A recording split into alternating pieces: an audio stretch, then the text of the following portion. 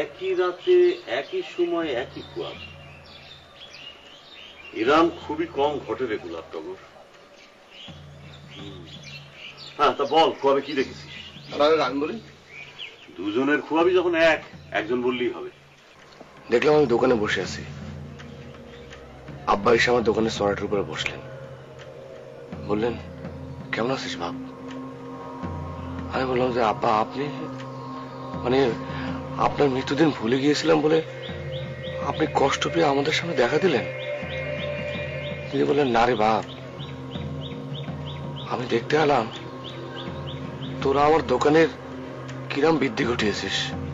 তারপর আব্বা সরাটেতে নাইমে দোকানটারে ভালো করে দেখলেন, তারপর বললেন তোরা আমার দোকানটারে বন্দি করে রেখেছিস রে বেটা, তোরা দোকানটারে মুক্ত কর। তারপর আমারে আদর করে মাথায় হাত দিয়ে বললেন একজন সুরজ দেখলে আর একজন চন্দ্র দেখ। তারপর আমার হাতে মাথায় কপালে হাত বুলাতে বুলাতে কোথায় যেন মিলায় গেলেন। আব্বা তোমাদের দুজনকে দেখা দিলেন, আমি তো পাশের ঘরে ছিলাম, তিনি আমারে দেখা দিলেন না কেন? কতদিন দেখি না তিনারে। দুঃখ করিস না বাবা, তিনি এসেছিলেন তোর দুই ভাইরে একটা নির্দেশ দেওয়ার জন্য, তাই শুধু তাদের দেখা দিয়েছে। গলা কাকা, নির্দিষ্ট তো কিছুই বুঝতে পারলাম না। দোকানদারে মুক্ত করো, একজনে সুরজ দেখলি অন্যজন চন্দর দেখো। আমাদের দোকান তো কেউ বাইন্ধে রাখেনি, তাই না? তাই তো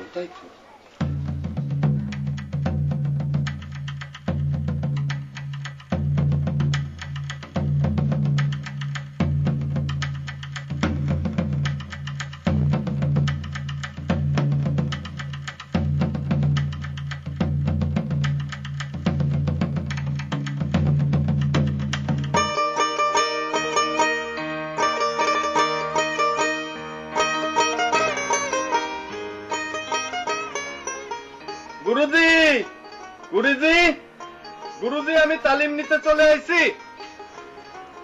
আপনার হাতের ওই ঘোড়াটা কি চলতেছে না? মানে এই ঘড়িটার কত দাম তুমি জানো? এই ঘড়িটারে তুমি ঘোরা করছো, তার মানেটা কি? আপনার আসার কথা 7টার সময়, আপনি কটার সময় আসিছেন? ও সেই কথা কও। এখন তো বাজে 6:35, একটু আগে ভাগেই চলে আসলাম, ভাবলাম আগে আসা দেখে গুরুজি খুশি হয়ে যাবে না। গুরুজি তো খুশি হবেই না, উল্টা আপনার আগে আসা দেখে সন্দেহ করবি। ঠিক আছে, কালকে দেতালি টাইম ধরেই আসবানি। তা কালকে তোমার নটরাজদার রিহার্সেল রুমে দেখে আমি তো চমকায় উঠেছিলাম। তারপরে আবার যখন শুনলাম তুমি বলাকার রোলটা গাচ্ছ, তখন কি যে ভাল লাগিছিল। তা এখন তো আমাকে প্রতিদিন সকাল বিকেল দেখা হচ্ছে, ঠিক না পেখো? এটা তো পুলকিত হচ্ছেন কেন? দেখা হলেই কি, দেখা হলেই সব হয়ে যাবে? আপনি আপনার আব্বার কথা ভাবেন, আমার আব্বার কথা ভাবেন। যান, পাটি পাইতে বসে যান। আচ্ছা, গুরুজি কোথায় গেছে? জবাগের বাড়ি গেছে খোয়াব গণনা করতে।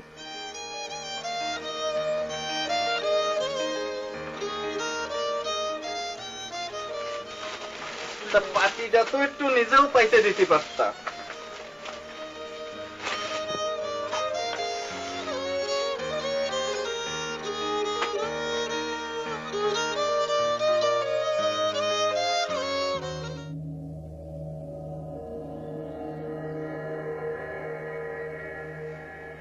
দোকানটারে বেঁধে ফেলেছিস বলতে তিনি বুঝাইছেন দোকানের মালিক তোরা, কিন্তু সেই দোকান চলছে পবন খুনকারের বেঁধে দেওয়া সময় অনুযায়ী। ঠিকই তো, আব্বা কত কষ্ট করে দোকানটারে দিয়েছিল, এখন সেই দোকান চলছে অন্যের নিয়ন্ত্রণে। আর দোকানটা মুক্ত কর মানে হচ্ছে গিয়ে তোগের দোকান তোগের নিয়ম অনুযায়ী চালাতে বলেছে। তার মানে কি, মানে আমাদের ইচ্ছে মতো জিরাম দোকান চালাচ্ছিলাম সিরাম চালাবো? মানে তিনি ওই খুনকারের নির্দেশ অমান্য করার নির্দেশ দিয়েছেন? না, ফুলমিয়া খুব বুঝদার মানুষ ছিলেন, তিনি এমন কোন নির্দেশ করবেন না যাতে তার সন্তানদের বিপদ হতে পারে। তিনি এমন একটা নির্দেশ করে গিয়েছেন যাতে পবন খুনকারের টাইম টেবিলও ঠিক থাকে, আবার দোকান চলবে তোগের নিয়ন্ত্রণে। জি, কিন্তু নির্দেশটা কি ধলা কাকা? তিনি একটা টাইম টেবিল ঠিক করে দিয়ে গেছে। একজন সুরুজ দেখলি আর একজন চন্দর দেখ। কথাটার মানে কি? সুরুজ চন্দর মানে দিবা রাত্রি। তোগের দোকান দিবারাত্রি খোলা রাখতে বলেছে, তাতে করে খুনকারের টাইম টেবিলের উপর দিয়ে তোগের টাইম টেবিল অনুযায়ী চলবে দোকান। খুনকারও কিছু বলতে পারবে না।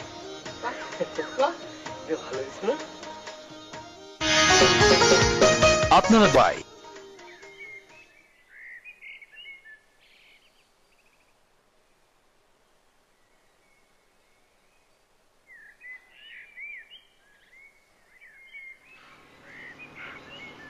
ধরো কাল যদি স্বর্ণ এসে বলে সে এই বাড়িতে থাকবে না, সে তার মামার বাড়িতেই থাকবে, তখন কি করবা মুকা? তখন তো আমসালা দুই যাবে। এত দূরের ভাবনা ভাবলি চলবে না, যখনকার ভাবনা তখন ভাবতে হবে। স্বর্ণলতা যদি এসে বলে সে তার মামার ওখানে থাকবে, আপনার এখানে থাকবে না, তখন আপনার অভিনয়ের মাত্রাটা একটু বাড়াই দিতে হবে। অভিনয়ের মাত্রা আবার কি? কাল কি সুন্দর কেঁদে কেঁদে মেরে ভোলানোর চেষ্টা করলেন, খুবই সাংঘাতিক অভিনয় করেছেন। নটরাজের নতুন পালায় আপনারে পাঠ দিতে হবে। তোমার একটু ভুল হচ্ছে সেক্রেটারি, কালকের পুরোটা আমার অভিনয় ছিল না। স্বর্ণ আমার মেয়ে, আমার এখানে এসে সে থাকুক, সেটা আমি মন থেকেই চাই। সেটার সাথে একটু স্বার্থ জড়িত আছে, সেটা আমি মানছি। স্বার্থটাই আগে দেখেন খনকার সাহেব। কাল স্বর্ণলতা এসে যেসব কথা বলল, হাবা ডাক্তারের ইলেকশন ক্যাম্পেইনে যদি এসব কথা বলে বেড়ায় তাইলে ড্যামেজিং এর উপরে ড্যামেজিং হবে। তাই বলতেছি, কালকেরটা যদি অভিনয় হয়েও থাকে, আজকে একটু মনের মাধুরী মিশিয়ে অভিনয় করবেন।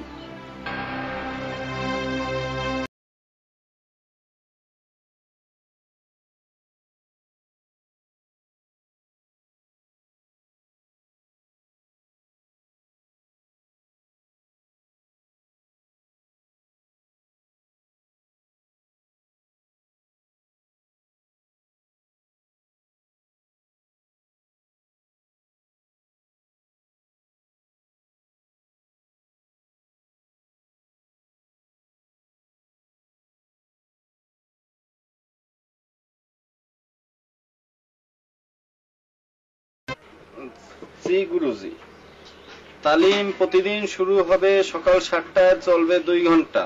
তালিম চলাকালীন সময় মাটি আর আপনার দিক ছাড়া অন্য কোনো প্রাণী বা বস্তুর দিক তাকানো যাবে না। আর জি, তালিম চলাকালীন সময় কারো কথা শোনাও যাবে না, কারো কথার উত্তরও দেওয়া যাবে না। আর সপ্তাহে একদিন যাচাই পরীক্ষা হবে মুখোমুখি। আর নিয়ম ভঙ্গ হলি পর কান ধরে দাঁড়ায় থাকার শাস্তি, সেটা মনে আছে তো? জি মনে আছে। তাহলে শুরু করা যাক। খুয়াব জিনিসটা কি নিশ্চয়ই জানা নেই। খুয়াব জিনিসটা হচ্ছে এই যে ধর 1 কাপ চা, হ্যাঁ, এটাতে একটা এই চুমুক মারলাম, মিষ্টি স্বাদ। ইডার স্বাদ মিষ্টি কেন? ও, এতে তো চিনি মিশানো আছে, সেই জন্য। চিনি মিশানো আছে, কিন্তু সেটা দেখা যাচ্ছে না। জি, তালি পরে খুব মন দিয়ে শুনবি, হ্যাঁ, মন দিয়ে শোন। মানুষের মন হচ্ছে এই চায়ের কাপ, আর মানুষ সারাদিন ধরে যা চিন্তা ভাবনা করে সেটা হচ্ছে চিনি, আর চায়ের স্বাদটা হচ্ছে খোয়া। একটু কঠিন মনে হচ্ছে, একটু খোলাসা করে কম। মানুষ সারাদিন যা চিন্তা ভাবনা করে সেটা মনের মধ্যে মিশে গিয়ে খোয়াব হিসেবে দেখা যায়। চিন্তা ভাবনা হচ্ছে চিনি, মন হচ্ছে চায়ের কাপ, আর স্বাদটা হচ্ছে খোয়াব। আমি অন্তপুরের মেয়ে, চিনবে না আমাকে। তোমার শেষ গল্পের বইটি আমি পড়েছি শরৎবাবু। বাসি ফুলের মালা। তোমার নায়িকা এলোকেশীর মরণ দশা হয়েছিল 35 বছর বয়সে। একসঙ্গে কয়টা নিয়ম ভঙ্গ হলো? জি গুরুজি, 2টো। মাটি আর আপনি ছাড়া অন্য বস্তুর দিকে চোখ দিয়েছে। বস্তু না, যার দিকে নজর দিয়েছো সে হচ্ছে একজন প্রাণী। জি, আর 2 হচ্ছে অন্যের কথায় সাড়া দিয়েছি। তালি আর কি? হ্যাঁ, যাও ওই মিনিট গুইনে কান ধরে ওই রোদের মধ্যে দাঁড়িয়ে থাকো, যাও। জি, শাস্তি চলাকালীন সময় অন্য বস্তু বা প্রাণীর দিকে কি তাকানো যাবে গুরুজি? না, শাস্তি চলাকালে শুধু মাটির দিকে তাকায় থাকবা। যাও।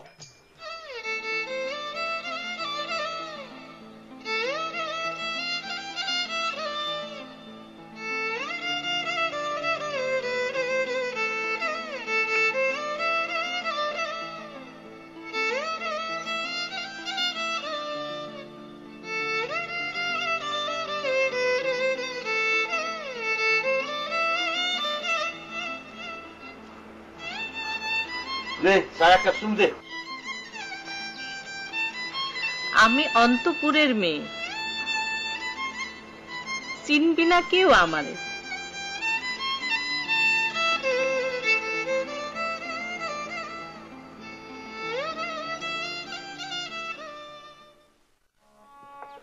দাদা গো, দাদা দাদা দাদা দাদা, এই কি রে তুই? দাদা তোমার পায়ে ধরেছি দাদা।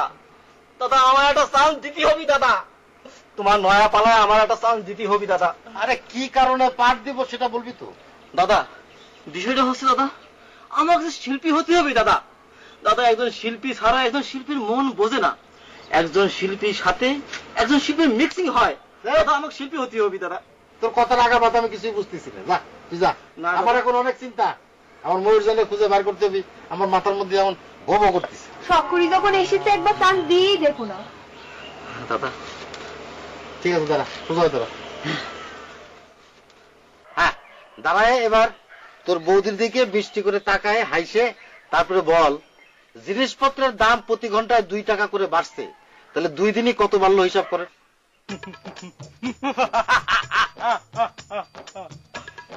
জিনিসপত্রের দাম প্রতি ঘন্টায় 2 টাকা করে বাড়তে বাড়তে 2 দিনে তা। এই তুই কি ভিলেনের পাঠ করতেছিস? হ্যাঁ, তোর হলো বাবুর্চির পাঠ, বাবুর্চির মতো করে বল। জিনিসপত্রের দাম প্রতি ঘন্টায় 2 টাকা করে বাড়তে বাড়তে 2 দিনে যা হবে। আচ্ছা ঠিক আছে, যা যা, তুই এখন যা, তোর রেজাল্ট আমি পরে জানাবো না। যা। বৌদি, বৌদি তোমার আমি রিকোয়েস্টই করতেছি বৌদি, দাদা বলে আমার যেটা বিউটিফুল পার্ট এনে দিতে পারো, তাহলে প্রতিদিন সকালে আমি তোমার এই পুজোর ফুল এনে দেবো। হ্যাঁ যা তো তুই, যা তো, যা তো। এই তোর এটা দিয়ে যা, নিয়ে যা, যা। ওকে। আমি বাঁচতেছি না আমার চিন্তায়, আমার এখন ময়ূর জানে খুঁজে বের করতে হবে। আমি সেই চিন্তায় মাথার মধ্যে ভো ভো করে ঘুরতেছে। ঘরেতে রাখিয়া নটি, এ গায়ে ও গায়ে ছুটি। হয়েছে, আয় এবার বস। তালিমের সময় মনোযোগ ঠিক রাখার চেষ্টা করবি। জি গুরুজি, কিন্তু তালিমের সময় পেখম একটু ঘরের মধ্যে থাকলে সুবিধা হয়, না হলে তো শাস্তি খাতে খাতে জীবন চলে যাবে না। তালিমের মধ্যে মন প্রাণ ঢেলে দিলে আশপাশের কিছুই তো খেয়াল থাকার কথা না। আর তোমার তালিমের জন্য আরেকজন কেন ঘরের ভিতরে বন্দী থাকবে? না না না, দরকার নেই, ঠিক আছে। আচ্ছা, এই চায়ের মধ্যে যদি চিনি না দিয়ে লবণ দেওয়া হয় তাহলে কি হবে? চায়ের মধ্যে কি আবার একটু কম দিন। এই চায়ের মধ্যে যদি চিনি না দিয়ে লবণ মিশানি হয় তাহলে কি হবে? চায়ের মধ্যে, ও চা তো তাহলে নুনটা হয়ে যাবে। হ্যাঁ, এই মানুষ সবসময় মিষ্টি খোয়াব দেখে না। জি, কখনো ভয়ের, কখনো দুঃখের, কখনো খুশির, আবার কখনো কষ্টের। যেমন চায়ের মধ্যে লবণ মিশালি চায়ের স্বাদ নুনতা হবে, তেমনি মানুষ যেরাম চিন্তা ভাবনা করবে তার খোয়াবের স্বাদও সেরাম হবে। বাহ, একটা ফাইন কথা শিখালেন তো। মানুষের চিন্তা ভাবনার উপর নির্ভর করে সে কেমন খোয়াব দেখবে, তাই না? এই তো ঠিকই ধরেছিস। এনে এবার চাটা শেষ কর। নাটক দিবারাত্রি খোলা থাকে। আজ হইতে এই মনোহরি দোকান দিবারাত্র খোলা থাকিবে কর্তৃপক্ষ। জি, আমার শ্বশুর ওই খোয়াবে আইসে এই নির্দেশ দিয়ে গেছেন, বুঝছেন? হ্যাঁ রে গোলাপ, তোরা কি খনকার সাহেবের অর্ডার কিছুতেই মানবি না? তো অর্ডার না মানার কি দেখলেন লাকত মামা? এই যে খনকার সাহেব তোদের অর্ডার দিল, দোকান সকাল 7টা হতে রাত 10টা পর্যন্ত খোলা থাকবে, তোদের এই ডিসিশনটা উল্টা হয়ে গেল না? হ্যাঁ, শোনেন লেখত মামা, আপনার এই বোঝার ভুলটা একটু কারেকশনের উপর দিয়ে সংশোধন করে দিচ্ছি। মনে করেন যে খুনকার সাহেব বলেছেন যে এই দোকান সকাল 7টায় খুলতে হবে আর রাত 10টায় বন্ধ করতে হবে। আমরা তো সকাল 7টার আগেই খুলে দেবো আর রাত 10টার পরে বন্ধ করে দেবো, তাহলেই হলো। ওই বলতে গেলি আমাদের দোকান আর খোলা বন্ধই থাকতেছে না। তারপরে খনকার সাহেবের সাথে কথা বললে তোদের এই ঘোষণাটা দেওয়া উচিত ছিল। লেখাত মামা, আমরা খুব ভালো করে জানি যে এই জায়গাটার প্রতি আপনার একটা শখ আছে, তা আপনি অনেক দিন থেকেই পায়তারা করতেছেন। একটা কথা আপনি পরিষ্কার করে জানা রাখেন, আমার আব্বার খোয়াবের ইশারা অনুযায়ী এই দোকান দিবারাত্র 24 ঘন্টা খোলা থাকবে। আর এই দোকান থেকে কিভাবে মানুষজনকে আরো বেশি সেবা যত্ন দেওয়া যায় সেটা নিয়ে চিন্তা ভাবনা করছি। সেটা আবার কিরম? লেখাত মামা, সেটা আপনি পরে সব জানতে পারবেন। ঠিক আছে? আসো।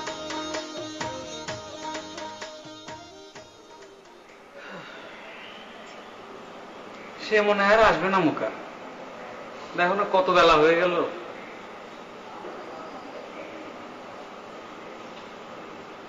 অধৈর্য হবেন না খুনকার সাহেব, আর না আসলে তারও ব্যবস্থা আছে। খুনকার সাহেব, তারা আসতেছে, এসে গেছে।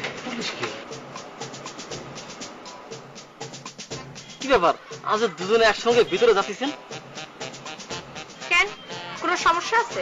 না, সমস্যা কিছু নেই, প্লিজ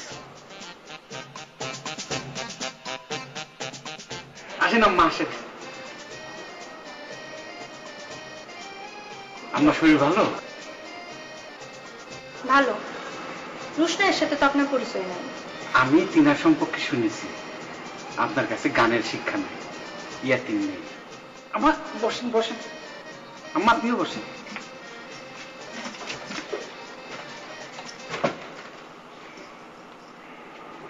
কি সিদ্ধান্ত